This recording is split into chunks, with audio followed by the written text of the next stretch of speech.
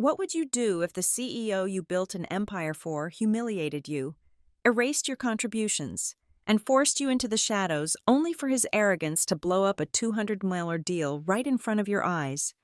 This isn't a story about sabotage. It's a story about power, perception, and revenge without lifting a finger.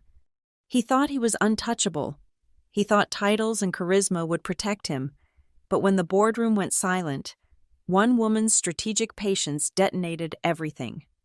My name is Natalie Brooks, and at 35, I was the invisible backbone of Linkston Analytics, a logistics AI startup valued at $300 million. My official title was Director of Operations, but that barely scratched the surface of what I actually did. While our CEO, Grant Wallace, strutted around tech conferences preaching about revolutionary supply chain optimization, I was the one keeping the entire machine from grinding to a halt. It was 11:30 p.m. on a Tuesday, and I was still at my desk, bathed in the harsh glow of 3 monitors. The office was empty except for the janitor's distant vacuum and me. Again. My fingers flew across the keyboard, fixing yet another critical error our CFO had made in the quarterly projections, a mistake that could have tanked our upcoming Series D funding if I hadn't caught it. Just one more hour, I muttered to myself, the same lie I'd been telling since 7 p.m. Grant loved to call me his logistics guru in meetings. The first time he said it, I thought it was a compliment. Now I recognized it for what it was, a neat little box to stuff me into. Small enough to overlook when the real recognition was handed out. Guru, not executive, not partner, just the mystical back-end wizard nobody needed to understand or acknowledge properly. My phone buzzed. A Slack message from Grant, sent from whatever rooftop bar he was currently holding court at. Need the Stallworth presentation revised by tomorrow 8 a.m. Change my mind on the approach. You know what I like. No, please. No, thank you. Just assumption that I'd handle it, like I handled everything else. I leaned back in my chair and surveyed my domain, a corner office. Yes, but one conveniently located next to the server room, where the constant hum of machines drowned out any prestige the location might have offered. Through my window, I could see Grant's actual corner office, the one with the view of the Chicago skyline, the one where he entertained investors while taking credit for strategies I'd developed at 2 a.m. on nights like this. The Stallworth deal, $200 million, the biggest contract in our company's history, and it hinged on a logistics framework I'd built from scratch. Every algorithm, every efficiency model, every cost-saving projection mine. But tomorrow, when Grant presented to Stallworth Freight Holdings, he'd stand there in his $4,000 suit and talk about his vision and his innovation. I pulled up the presentation, slide after slide of my work, with Grant's name prominently displayed as Chief Visionary. My name appeared once, in 8-point font, on the acknowledgement slide that nobody ever reached. "You're too valuable where you are," Grant had said 6 months ago when I'd asked about a promotion to Chief Operating Officer. "I need my logistics guru focused on what she does best." What I did best, apparently, was everything. Vendor management, that was me. Legal contracts, me again. Despite not being a lawyer. Financial modeling, me. Saving our CFO from embarrassment weekly. Customer crisis management, always me. Usually at midnight. Always invisible. The vacuum stopped. Even the janitor got to go home before me. I opened a new email from our head of sales. "Natalie, Grant promised the client we could deliver by next month. I know it's impossible, but can you work your magic?" Work my magic. Be a guru. Stay in the shadows while Grant basked in the spotlight I'd illuminated. I started typing my response, then stopped. My reflection stared back from the black screen, tired eyes, coffee-stained blouse, the uniform of someone who'd confused being indispensable with being valued. Around my neck hung the Employee Appreciation Award from last year, Excellence in Support. Support. Not leadership. Support. Grant's Instagram story popped up on my phone. There he was, Manhattan in hand, surrounded by smiling investors. The caption read, "Building empires with my visionary leadership. Hatch CEO life, hatch disruption." Building empires, with my blueprints, my foundation, my everything. I closed the laptop. Tomorrow's presentation could wait another hour. I walked to Grant's office. His assistant had given me a key card for emergencies, which apparently meant whenever Grant needed something, the space was immaculate, untouched by actual work. His awards lined the walls, photographs with tech luminaries, a Fortune magazine cover framed in gold. On his desk was a printed email I'd sent him last week, outlining the entire Stallworth strategy. He'd scrawled in the margins, "Simplify for board," and "make it sound sexier." That was Grant's contribution, demanding that complexity be dumbed down and substance be dressed up. I thought about all the times he'd introduced me to investors. "This is Natalie. She handles the technical stuff." The technical stuff. 3 years of building this company's operational infrastructure reduced to stuff. Tomorrow would be different, though. Tomorrow, Grant would walk into the biggest meeting of his life, armed with my work, wearing my invisible labor-like armor, and maybe, just maybe, that armor had a few weak spots he didn't know about. I walked back to my desk and reopened the presentation. One more revision. He'd asked for, "Sure, Grant, you'll get exactly what you deserve." The email arrived at 6:45 a.m. Thursday morning, buried between Grant's demands for presentation tweaks and the CFO's panic about missing spreadsheets. Subject line: Joliet meeting. Hotel arrangements confirmed. I clicked it open, expecting the usual Ritz-Carlton booking confirmation. We were all heading to Joliet tomorrow for the Stallworth meeting, the entire leadership team. Or so I thought. My eyes scanned the list. Grant Wallace, Ritz-Carlton, Chicago. CFO Marcus Turner, Ritz-Carlton. COO Patricia Hoffman, Ritz-Carlton. CMO Derek Young, Ritz-Carlton. Then, at the bottom, like an afterthought, Natalie Brooks, Comfort Inn Joliet, Highway 30. I read it 3 times, certain I was misunderstanding. The Comfort Inn, a roadside motel 40 minutes from where everyone else would be staying. While they networked over bourbon at the Ritz bar, I'd be eating vending machine dinners next to the interstate. My hands trembled as I pulled up the corporate travel policy I'd written myself. All employees traveling for client meetings shall be accommodated at business-appropriate venues to ensure professional representation of the company. Grant had approved that policy, signed it, then deliberately booked me at a motel. A Slack notification popped up. "Grant, of course. Saw you were working late again last night. Don't forget to update the Stallworth deck with the new numbers. BTW, travel confirmed for tomorrow. Everyone's all set." Everyone. The word burned. I typed back, "I noticed there might be an error with my hotel booking." His response was instant. "No error. Budget considerations. Your personal logistics are personal." Personal logistics. The phrase hit like ice water. The logistics guru who saved this company daily wasn't worth a decent hotel room. My arrangements were personal, not company business, not team business, personal, separate, other. I stood up so fast my coffee spilled across my desk. 3 years. 3 years of 16-hour days. Of catching million-dollar mistakes. Of building the systems that Grant took credit for. And this was my value, a highway motel, while everyone else clinked glasses at the Ritz. "You okay?" I looked up to find Patricia standing in my doorway, her expression unreadable. "Fine," I managed. "Just reviewing travel arrangements." She glanced at my screen, and I saw the flicker of recognition, maybe even shame, cross her face, but she said nothing, just nodded and walked away. They all knew. They all knew and said nothing. I spent the rest of the day in a haze, mechanically finishing the presentation while my mind churned. Every slide I perfected was another brick in Grant's empire, built on my erasure. By 8 p.m., I was driving to Joliet, watching the city lights fade into highway darkness. The Comfort Inn sat between a truck stop and a 24-hour diner, its neon sign flickering like it couldn't quite commit to staying lit. My room smelled of industrial disinfectant and old cigarettes. Despite the no smoking sticker on the door, the bed creaked when I sat down, and I could hear every word of the argument happening in the room next door. I pulled out my laptop, thinking I'd review the presentation one more time, but instead found myself scrolling through old emails. 3 months ago, a message from Evelyn Shaw, Chief Legal Officer at Stallworth Freight Holdings. Natalie, it was wonderful meeting you at the Supply Chain Innovation Summit.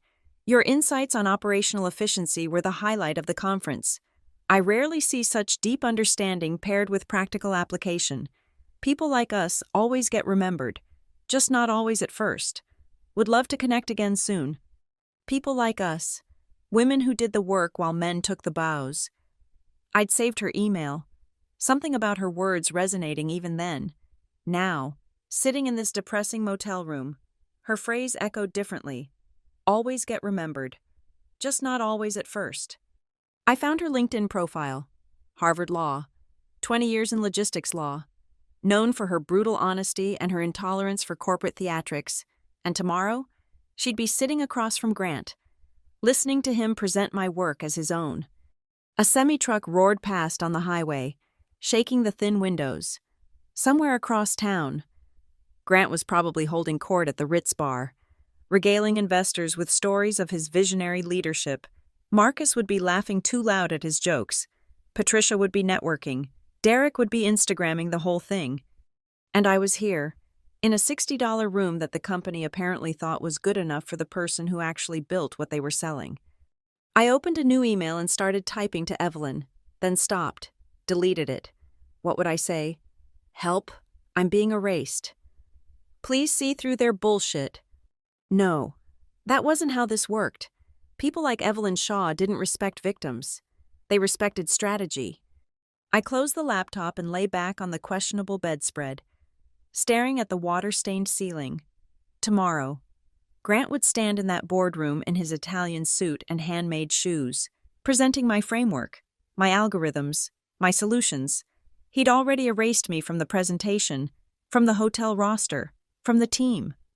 But he'd made one crucial mistake. He'd taught me exactly how much I was worth to him, nothing. And when you realize you're worth nothing to someone, you stop protecting them from themselves. My phone buzzed. Grant again. Hope you're getting good rest for tomorrow. Need you sharp for the technical questions. I didn't respond. Let him wonder. Let him worry. Just a little. In his Ritz-Carlton suite. Outside, another truck rumbled past, and I smiled in the dark. Grant thought he'd put me in my place, a highway motel where I belonged, but he'd actually given me something far more valuable: clarity. Tomorrow, he'd learn that personal logistics could become everyone's problem very, very quickly. My alarm went off at 5 a.m., but I'd been awake since 3, running scenarios in my head. The Stallworth meeting was at 10. Grant would expect me there early, invisibly handling any last-minute crises while he glad-handed executives over artisanal coffee. I dressed carefully, my best navy suit, the one I'd bought with my own money because Grant had denied my request for a clothing allowance. That's an executive perk, he'd said. Meanwhile, he expensed his gym membership as team building. By 6:30, I was in the Linkston office, alone. I methodically prepared everything: printed backup presentations, tested all the USB drives, verified the digital files, even brought spare batteries for the presentation remote. Grant would arrive at 9:30, expecting everything to be perfect, and it would be, just not in the way he imagined. I opened my laptop and pulled up the shared drive. There it was, the entire Stallworth presentation, every slide crafted with my expertise, but I didn't touch it. Instead, I created a separate folder, buried in the system where only I knew to look, and copied everything there. Then I went through my emails, screenshotting specific exchanges. Grant's message denying my promotion: "You're too valuable in your current role." The hotel booking confirmation showing the deliberate separation. His Slack message: "Your personal logistics are personal." The email where he took credit for my supply chain algorithm with the board. I wasn't going to use these, not directly. That would be petty sabotage. And I was better than that.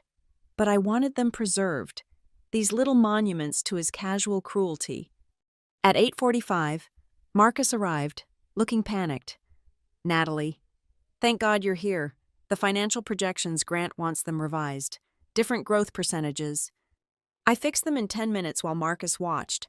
Useless as always. You're a lifesaver, he said. Not for the first time.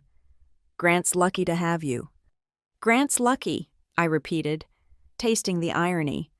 By 9:15, the rest of the team had assembled. Patricia avoided eye contact. Derek was too busy posting LinkedIn updates about crushing big deals to notice me at all. Grant swept in at 9:35, energized and oblivious. Team, today's the day we make history. Everyone ready. A chorus of agreement. He didn't even look at me. Natalie, you've got all the technical backup ready. Everything's prepared, I said evenly. Perfect. Oh, and if they ask about implementation timelines, handle that, would you? Keep it under 5 minutes, though. We don't want to bog them down in details. Details. 3 years of my life reduced to details to be glossed over. The drive to Stallworth's headquarters took 20 minutes. I drove alone, of course, while the others rode together in Grant's Tesla, probably strategizing how to spend their bonuses from the deal I'd built. The Stallworth building was chrome and glass, 30 floors of Midwest corporate power. I parked and waited in the lobby, watching Grant and his chosen ones stride through the door like they owned the place. Grant nodded at me, not a greeting, just acknowledgement that his equipment had arrived. We were escorted to the 20th floor, to a boardroom with floor-to-ceiling windows overlooking the city. The Stallworth team was already assembled, 5 executives in identical gray suits, faces unreadable. And then I saw her. Evelyn Shaw sat at the far end of the table, silver hair pulled back severely, eyes sharp as surgical instruments. She wasn't supposed to be in this meeting. She was chief legal officer, not operations or procurement, but there she was, legal pad open, Montblanc pen poised. Her eyes found mine across the room, a flicker of recognition, maybe surprise at seeing me relegated to the back row of chairs, behind Grant's main team. I kept my face neutral, but I didn't look away. For 3 seconds, we held that gaze, and in it, an entire conversation transpired. Shall we begin? The Stallworth CEO, a man named Harrison, gestured to Grant. Grant launched into his presentation with typical bravado.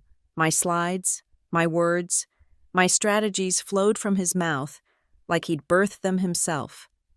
I sat in my back row seat, hands folded, watching Evelyn watch Grant.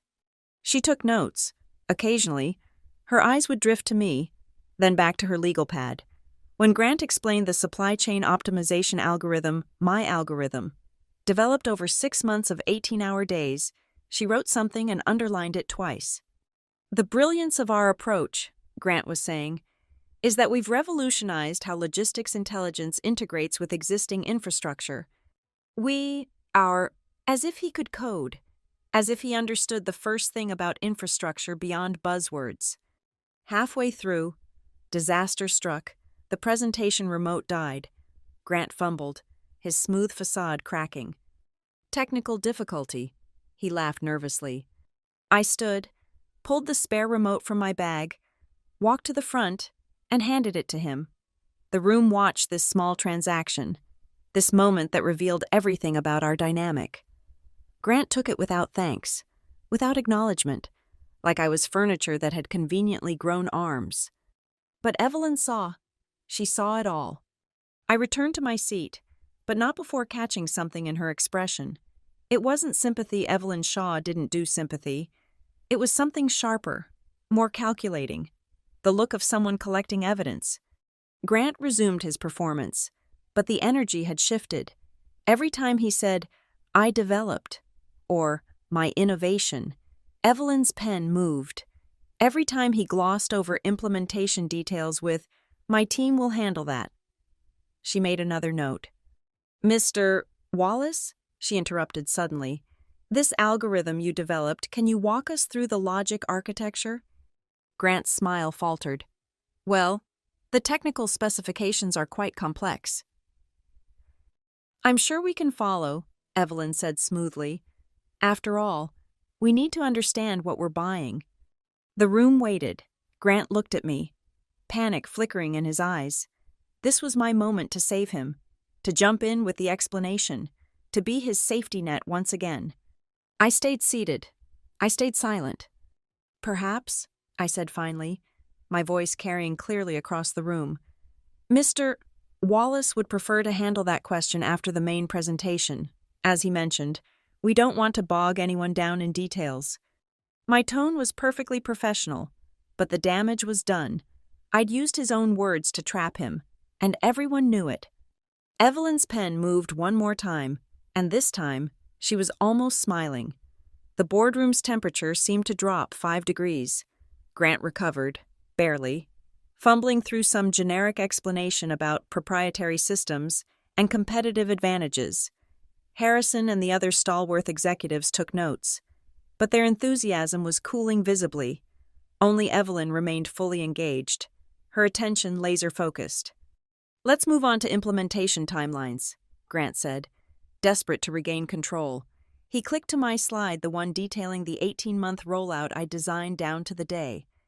"As you can see, we've mapped every milestone," he continued, reading my words verbatim. "Our Director of Operations will ensure seamless execution." "Your Director of Operations," Evelyn repeated, her voice neutral as Swiss territory. "That would be Ms. Brooks." Every head turned to look at me, still seated in the back row like an afterthought. "Yes," Grant said dismissively. "Natalie handles the operational details." Details. There was that word again. "Perhaps Ms. Brooks should present this section," Evelyn suggested. "Since she'll be executing it." Grant's jaw tightened. "I'm perfectly capable of—" "I'm sure you are," Harrison interrupted, sensing the undercurrent. "But Shaw has a point. If Ms. Brooks is running implementation, we should hear from her." I stood slowly, smoothing my suit jacket. The walk to the front of the room felt like crossing a minefield. Grant stepped aside but didn't go far, hovering like a helicopter parent at a school presentation. "Thank you," I said, taking the remote from Grant's reluctant hand. "The implementation framework divides into 4 phases." I didn't need the slides. Every detail lived in my brain because I'd built it all. I explained the integration protocols, the risk mitigation strategies, the contingency plans for 7 different failure scenarios. I answered their questions before they could ask them, anticipated their concerns, and provided solutions to problems they hadn't even considered yet. "The beauty of this approach," I said, clicking to a slide Grant had never bothered to understand, "is that it scales dynamically. If your freight volume increases by 40%, the system adapts without manual intervention. If it decreases, you're not paying for unused capacity." "Brilliant," one of the stalwart VPs murmured. "How long did it take to develop this?" Evelyn asked, though something in her tone suggested she already knew the answer. 6 months of modeling and testing," I replied. "Every scenario run through at least 1,000 simulations." "You personally ran these simulations?" I met her gaze directly. "Every single one." Grant cleared his throat. "What Natalie means is that under my leadership—" "I think Ms. Brooks is being quite clear." Evelyn cut him off. The room crackled with tension. Marcus was sweating. Patricia studied her manicure. Derek had stopped taking Instagram stories. I finished the implementation section and started to return to my seat, but Harrison stopped me. "Stay up here. Ms. Brooks, I have follow-up questions." For the next 40 minutes, I stood at the front of that boardroom, fielding increasingly complex questions while Grant wilted beside me like lettuce in the sun. Every time he tried to interject with his visionary leadership speech, Evelyn or Harrison would direct another technical question to me. "The cost savings in Q3 seem aggressive," Harrison noted. "They're actually conservative," I responded, pulling up supplementary data on my phone that wasn't in Grant's presentation. "I can show you the calculations." "Please do," Evelyn said, her tone almost warm now. I walked them through the math, the real math, not the simplified version Grant had demanded. Their CFO actually applauded when I finished. "Why wasn't this level of detail in the original presentation?" he asked. Grant jumped in before I could respond. "We didn't want to overwhelm you with technicalities." Technicalities. Evelyn's eyebrow arched. This is a $200 million decision. We live for technicalities. The presentation was supposed to end at noon. It was now 1:15 p.m., and we were still going because the Stallworth team kept asking me questions, real questions. The kind Grant couldn't begin to answer. One more thing, Evelyn said, finally closing her legal pad. The implementation team structure. Who would be leading that? Grant straightened, seeing an opportunity to regain control. As CEO, I would personally oversee. I meant day-to-day leadership, Evelyn clarified. Boots on the ground, who's actually running it? That would be me, I said quietly. And your team? I would build a team of 6 engineers and 4 project managers, reporting directly to me, Grant interrupted. All major decisions go through me. Evelyn wrote one final note, her pen strokes deliberate and firm. I think we have what we need, Harrison said. Standing, the meeting was over. As we filed out, Evelyn lingered by the door. When I passed, she spoke just loud enough for me to hear. Interesting dynamic you have here. I didn't respond, but I didn't need to. She'd seen everything she needed to see. In the elevator, Grant was buzzing with false confidence. Nailed it. They loved us. Natalie, good job on the technical stuff. Though next time, keep it shorter. You almost lost them with all that detail. Patricia and Marcus murmured agreement. Derek was already crafting his LinkedIn post about closing major deals. But I'd seen Evelyn's notes. I'd watched Harrison's face during Grant's hollow speeches versus his engagement when I spoke. I knew what they'd really seen in that room, a CEO who couldn't explain his own product and a director of operations who could build empires but wasn't deemed worthy of a decent hotel room. Grant's phone buzzed as we reached the parking garage. His face went white as he read it. They want a follow-up meeting, he said. Tomorrow morning, but he trailed off, reading further. But what? Marcus asked. Grant's voice was barely audible. They only want to meet with Natalie. The parking garage echoed with silence. That must be a mistake, Grant said, already typing a response. I'll clarify that. My phone chimed. An email from Evelyn Shaw, sent directly to me. Seeing no one. Ms. Brooks, we'd like to discuss the implementation structure in detail. Tomorrow, 9 a.m., our offices. Just you. We have some concerns about the current leadership framework that we'd like to address directly with the person who actually understands this system. I looked up from my phone to find Grant staring at me, his face cycling through confusion, anger, and something that looked almost like fear. What did you do? He whispered. My job, I replied, walking to my car. See you all back at the office. As I drove away, I glimpsed them in my rearview mirror still standing in that parking garage, Grant gesticulating wildly while the others stood frozen. The power structure we'd all accepted for 3 years had just cracked, and everyone could hear it breaking. The second meeting was different from the first. This time, I walked into Stallworth's boardroom alone at 9 a.m. sharp and found only 3 people waiting: Harrison, their CFO Williams, and Evelyn Shaw. Coffee, Evelyn offered, gesturing to a silver service that probably cost more than my monthly salary. Thank you, I said, accepting the delicate china cup. We sat in comfortable leather chairs arranged in a conversational circle, not at the imposing conference table. This wasn't a presentation, it was an evaluation. Ms. Brooks, Harrison began, yesterday was illuminating.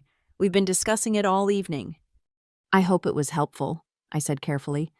Oh, it was, Evelyn said, that almost smile playing at her lips again. We learned everything we needed to know about Linkston Analytics. Williams pulled out a tablet. We've reviewed your implementation framework in detail. It's exceptional. The algorithm alone could revolutionize our entire operation. Thank you. But, Harrison continued, we have concerns about execution, specifically about leadership structure. Here it was, the moment where they'd tell me Grant was the problem, where they'd ask me to somehow work around him, to prop him up better, to... Does your team stay at the Ritz-Carlton with you? Evelyn's question dropped into the room like a stone into still water. The men looked confused, but she kept her eyes locked on mine. I'm sorry, Harrison asked. Simple question, Evelyn said, never breaking eye contact with me. When Linkston travels for major client meetings, does the entire leadership team stay at the same hotel? My silence stretched out, filling the room with its weight. I could lie, protect Grant even now, maintain the facade, or I could let the truth speak for itself. No, I said quietly. Where did you stay last night, Ms. Brooks? The Comfort Inn, off Highway 30. Williams actually gasped. Harrison's expression darkened. While Mr. Wallace and the other executives stayed at the Ritz-Carlton, Evelyn stated, not asked. I nodded. The woman who built the entire system we're buying slept at a roadside motel, Harrison said slowly, while the CEO who can't explain basic algorithms stayed at the Ritz. Mr. Wallace said it was a budget consideration, I offered, my tone perfectly neutral.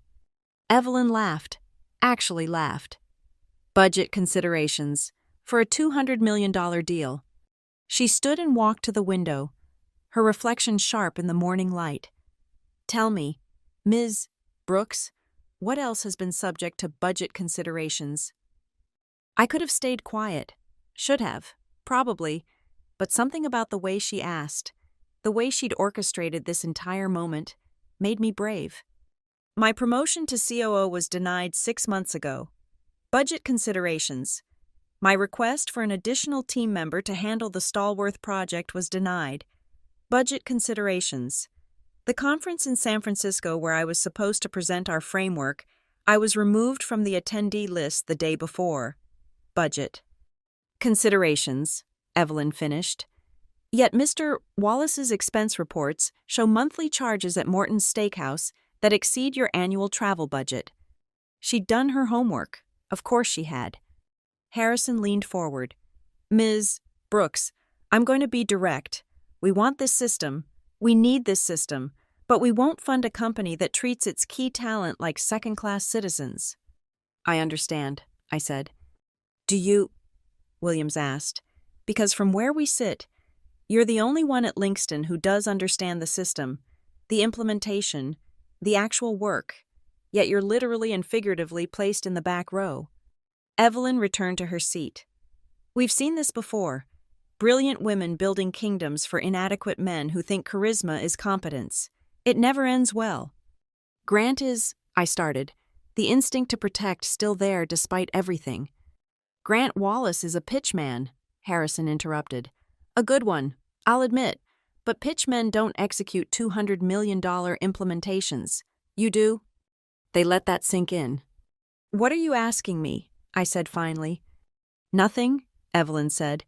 We're not asking you for anything. We're simply observing that your CEO treats you the person our entire investment depends on as an afterthought. Makes us wonder what else he's misjudging. Williams pulled up something on his tablet. Your employment contract with Linkston, non-compete clause, 18 months. But interestingly, it only applies if you leave voluntarily. If you're terminated, or if the company is sold, it's void. How did they have my employment contract? Standard due diligence, Evelyn said, reading my expression. We look at everything before we invest 9 figures. We're not suggesting anything, Harrison added carefully. We're just noting facts, like the fact that without you, this implementation is impossible, or the fact that your CEO has created a paper trail of discrimination that would make any HR lawyer salivate. The hotel booking alone, Evelyn murmured, documented evidence of disparate treatment. They were offering me something without offering it, painting a picture without holding the brush. The deal, I said. What happens to the deal? That depends, Harrison said. On Friday's final presentation to our board, all 12 members will be there. They'll want to see the full team dynamic, understand the leadership structure, evaluate the culture. Culture. The word hung in the air like a loaded weapon. Grant will present, I said. Of course, Evelyn agreed. He's the CEO, I'm sure he'll explain his vision beautifully. And when the board asks about implementation details, about the algorithm's logic, about risk mitigation strategies, he'll defer to me. Will he, Evelyn asked, or will he do what he did yesterday, try to simplify, to gloss over, to reduce everything to his talking points? She stood, signaling the meeting's end. The board has very specific questions, technical questions, the kind that require deep understanding, not surface charm. As I gathered my things, she handed me a card. My direct line, in case you need anything before Friday, anything at all. Walking to the elevator, Harrison called out, "Ms. Brooks, one more thing. The board particularly wants to understand team dynamics, how leadership supports or doesn't support. Key contributors." The elevator doors closed on their knowing looks. Back in my car, I sat for a full minute, Evelyn's card in my hand. They'd laid out a chessboard, positioned all the pieces, and now they were waiting to see if I'd play. My phone exploded with messages from Grant. What did they want? Why didn't they include me? What did you tell them? Call me now. I started the car and drove back to Chicago, to the Linkston office, to my desk next to the server room. But something had shifted. I wasn't driving back to serve anymore. I was driving back to watch Grant hang himself with his own rope, and Evelyn Shaw had just shown me exactly how long that rope was. Friday's board meeting would be the end of something. The only question was the end of what? Or whom Friday arrived wrapped in storm clouds, fitting weather for an execution. The Stallworth boardroom had been reconfigured, 12 board members arranged in a horseshoe formation, creating what felt less like a business meeting and more like a tribunal. Grant had spent the past 2 days oscillating between manic preparation and paranoid interrogation. He demanded I tell him everything about my solo meeting, but I'd given him nothing beyond, they wanted implementation clarifications. It was eating him alive. Remember, he'd cornered me that morning at 7 a.m. This is our moment.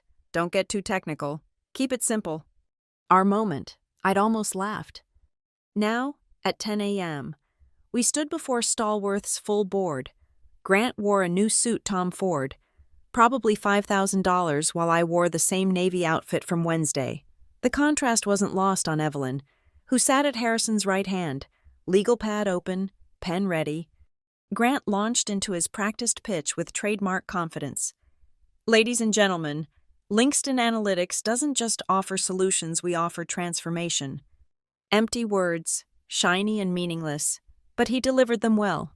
I'd give him that. 20 minutes in, the first real question came from a board member I hadn't met before, a woman with steel gray hair and skeptical eyes. Mr. Wallace, walk us through the algorithm's decision tree when it encounters an unexpected variable. Grant's smile flickered. Well, the system is designed to adapt dynamically. Specifically, she pressed, what happens at the code level? The technical specifications are quite complex. We're a technical board, Harrison interjected. We can handle complexity. Grant looked at me, that familiar panic in his eyes. But this time, I waited. 1 second, 2, 3. The silence stretched uncomfortably. Perhaps Ms. Brooks could elaborate, Grant finally said, his voice strained. She handles the technical details. Details, even now, at the precipice. He couldn't help himself. I stood but didn't move to the front. I'd be happy to explain, but I want to be clear these aren't details. This is the core architecture of what you're buying. I explained the algorithm's logic, the decision trees, the fail-safe mechanisms. The board leaned in, engaged, asking follow-up questions that I answered with precision. Grant stood beside me, useless as a mannequin, his irrelevance becoming more obvious with every exchange. Then Evelyn struck.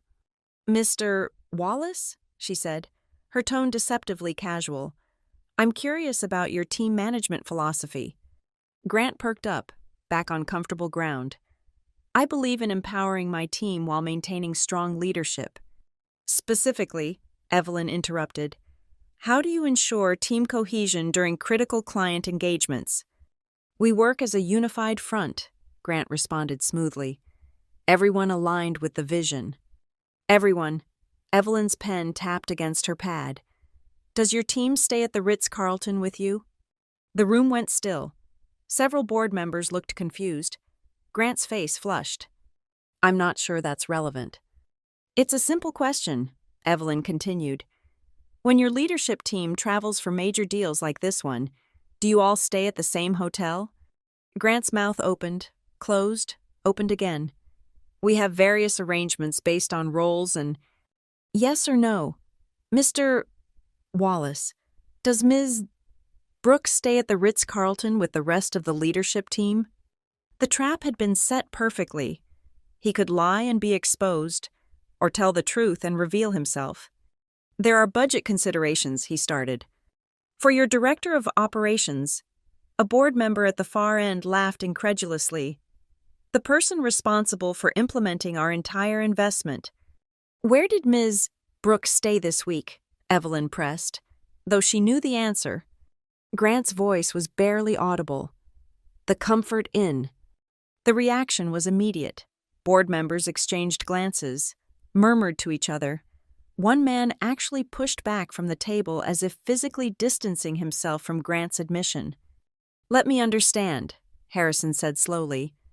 The woman who built your entire system, who's solely capable of implementing our contract, stayed at a roadside motel while you stayed at the Ritz. It's not what it seems. Then explain what it is, Evelyn challenged. Because from here, it seems like you systemically undervalue the very person our success depends on. Grant was drowning now, looking desperately at Marcus, Patricia, Derek, but they'd all found fascinating things to study on the table's surface. This is about more than hotels, another board member said. It's about judgment.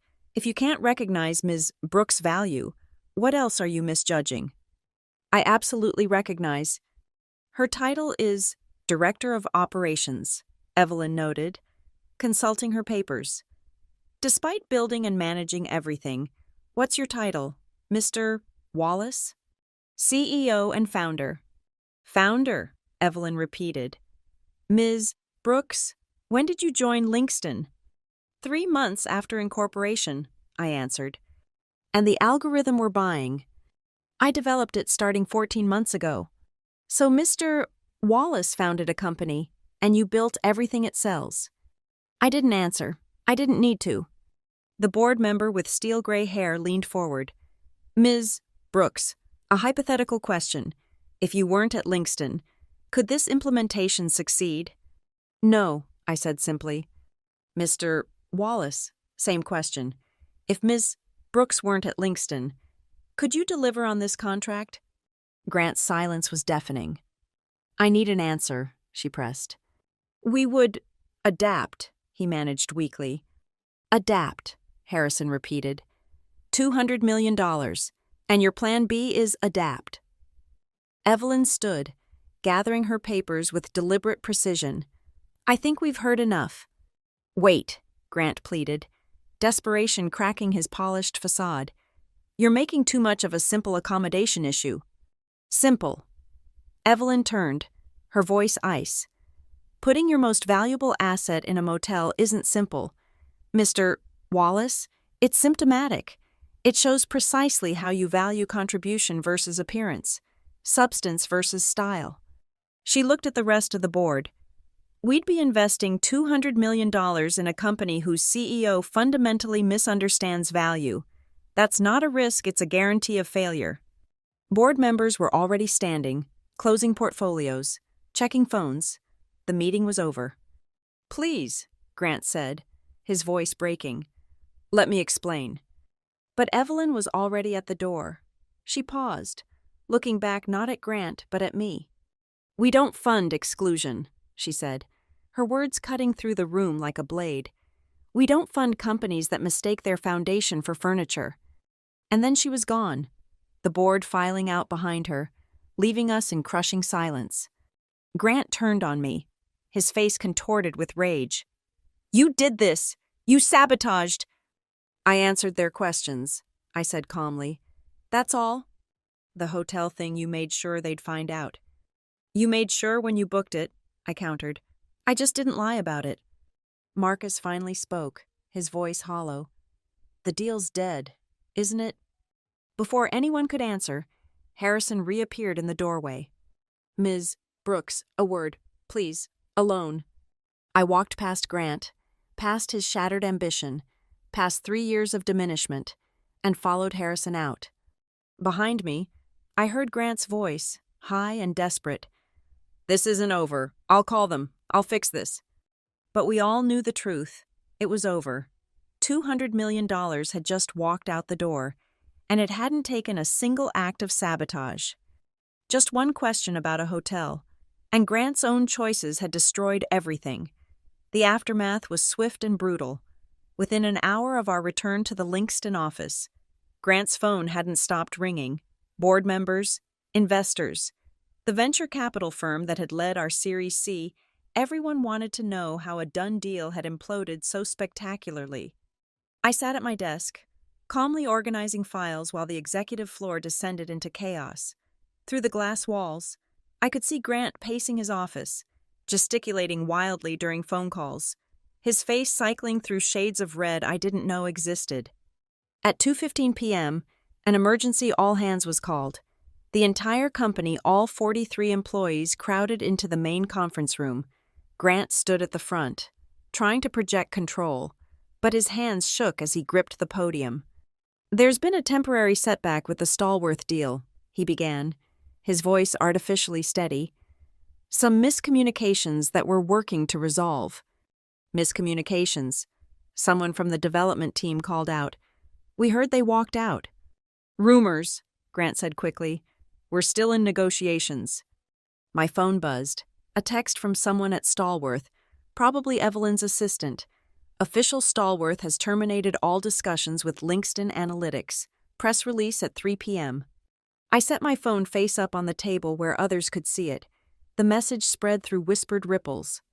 Grant was still talking, spinning fantasies about alternative strategies and pivot opportunities, when Marcus interrupted.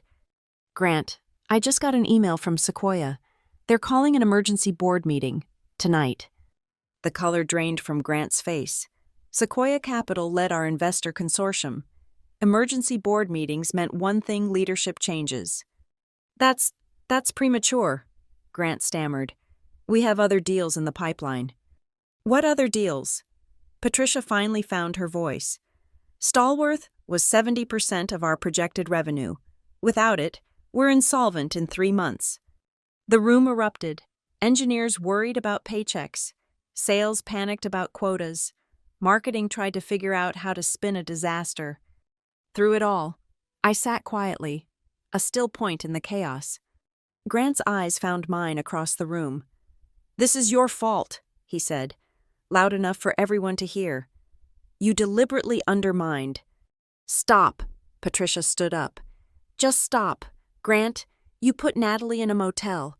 You told the board that you did this. She could have covered for your discrimination. Marcus laughed bitterly. Jesus, Grant, do you hear yourself? Derek, who'd been silent until now, pulled up his phone. It's already on TechCrunch. Linkston Analytics loses $200 million deal after CEO admits to discriminatory treatment of key executive. Grant grabbed the phone, reading in horror. How did they...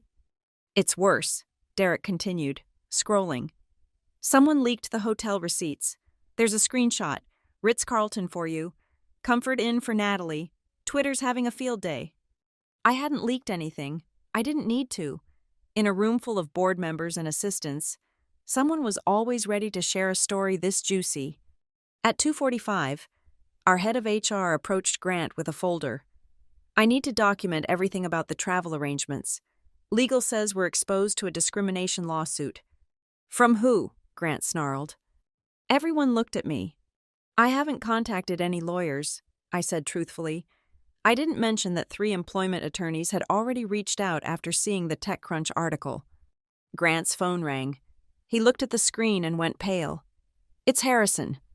He answered on speaker, probably hoping for a lifeline. Harrison's voice filled the room, cold and final.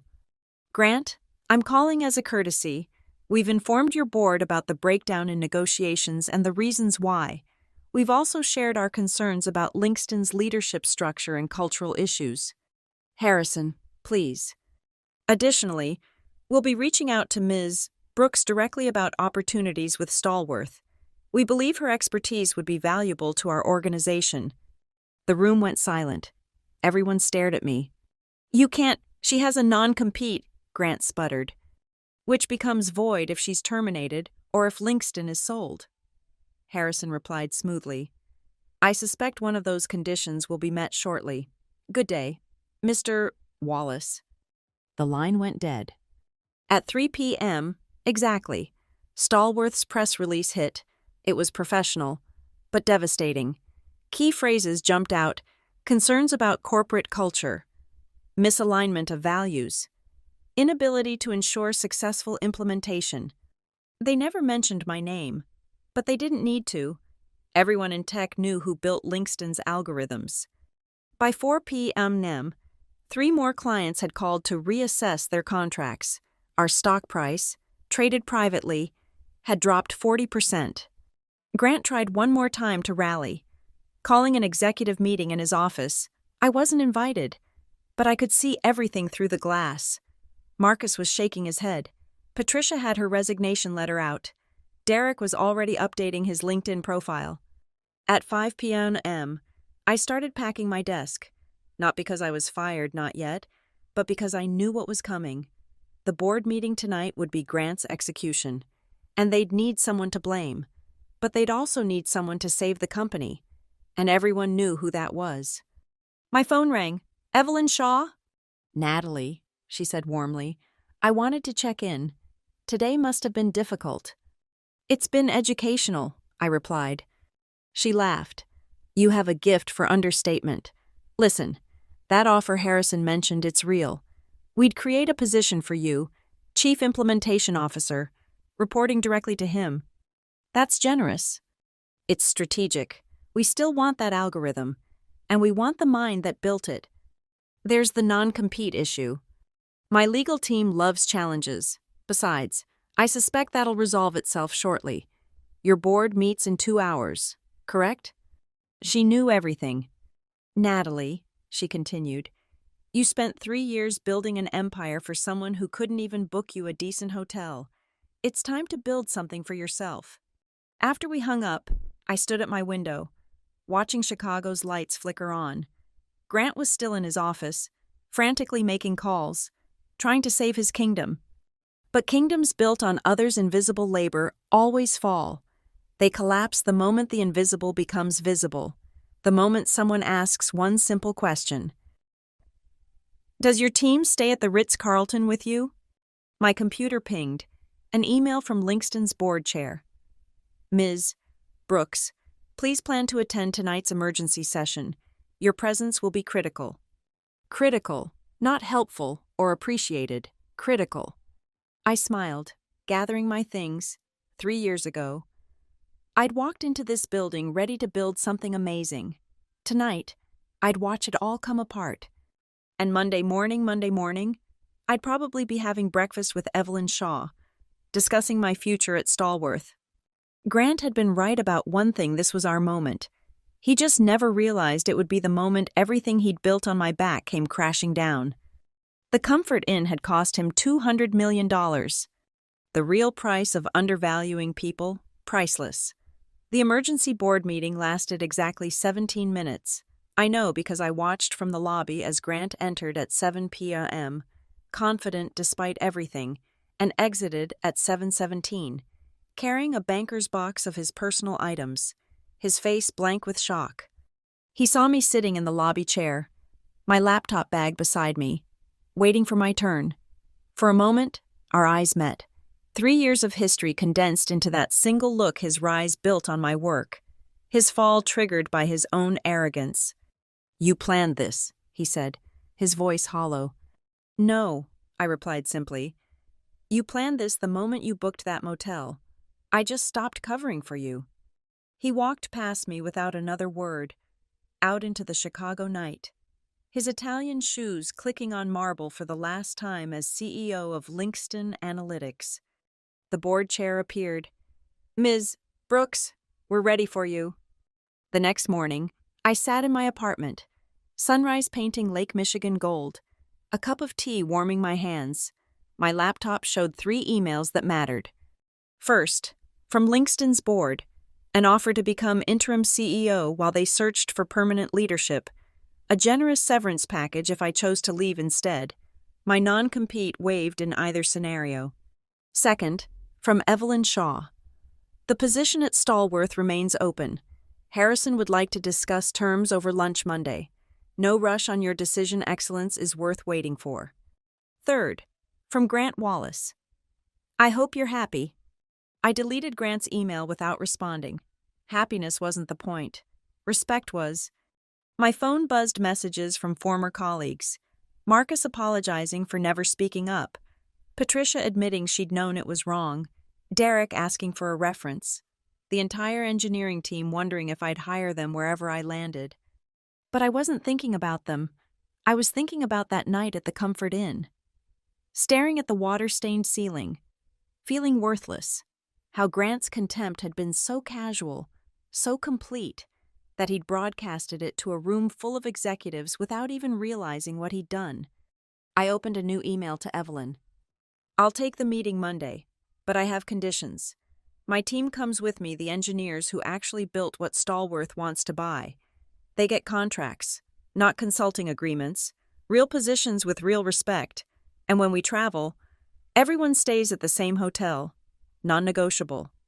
Her response came within minutes. I wouldn't expect anything less, looking forward to building something properly this time.